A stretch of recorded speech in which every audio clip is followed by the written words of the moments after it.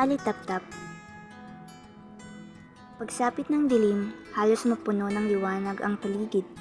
Nakakalat alitaptap na maliliit. Ay, kaysayang makipagsabayan.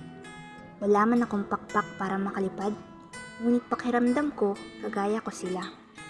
Malaya sa dilim, at may daladalang lampara para makita ang daan. Andun yung sigla habang aking pinagmamasdan ang sarap din sa pakiramdam. Nakakagaan at ramdam ang kalayaan. Aking napagnilayan na maganda ang pinakitang halimbawa ng mga litaptap. Lumalabas sila sa gitna ng dilim upang malayang ipagyabang ang kanilang mga ilaw. At naisip, masarili kong tunay nga bang kagaya ko ang mga litaptap na ito? May ilaw pa ba akong may pagmamayabang? O ilaw na aandap-andap na lamang?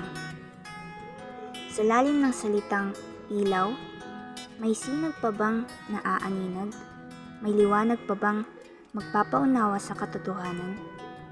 Malaya pa bang lumipad patungo sa madilim na bahagi ng buhay?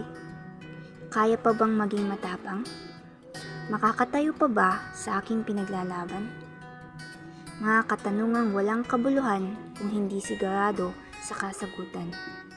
Walang ilaw kung hindi lalapit sa tunay na ilaw ng sanlibutan ito. Ang tunay na ilaw, nagbibigay buhay, nagbibigay pag-asa at tanglaw, at ang susundan upang di muling lumakad sa dilim at kasinungalingan.